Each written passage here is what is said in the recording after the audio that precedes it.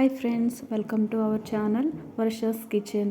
ఈరోజు recipe carrot rice. చాలా తక్కువ టైంలో ఈజీగా హెల్తీగా పిల్లల లంచ్ బాక్స్లోకి కానీ ఆఫీస్కి వెళ్ళే వారికి కానీ ఇలా చేసి పెట్టండి. హెల్త్కి హెల్త్ అండ్ రుచికి రుచి కూడా. ముందుగా క్యారెట్స్ని తీసుకొని వాష్ చేసి ఇలా పీల్ చేసి క్యారెట్ని సన్నగా తురుముకోండి. ముందుగానే అన్నం ఉడికించి పక్కన పెట్టుకోండి. ఇప్పుడు క్యారెట్ రైస్లోనికి కావాల్సినవి: దాల్చిన చెక్క, ఇలాచీ, లవంగాలు, బిర్యానీ ఆకు, కొత్తిమీర, ఒక చిన్న ఆనియన్, పచ్చిమిర్చి ఇలా కట్ చేసి పక్కన పెట్టుకోండి.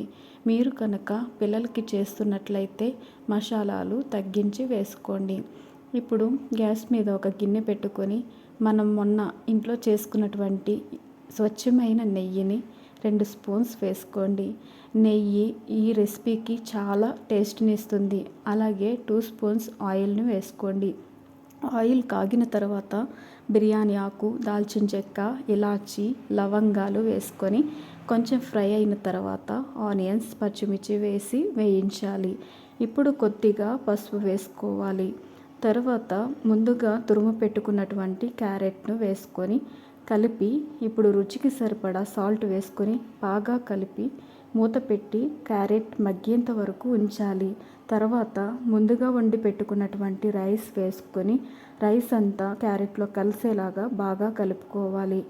ఇప్పుడు లాస్ట్లో కొత్తిమీర వేసుకొని స్టవ్ ఆఫ్ చేసుకుంటే అంతే, ఎంతో tasty and healthy carrot rice ready.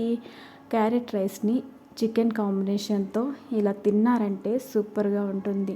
ఒకసారి మీరు కూడా ట్రై చేసి ఎలా ఉందో కామెంట్ చేయండి. Thank you.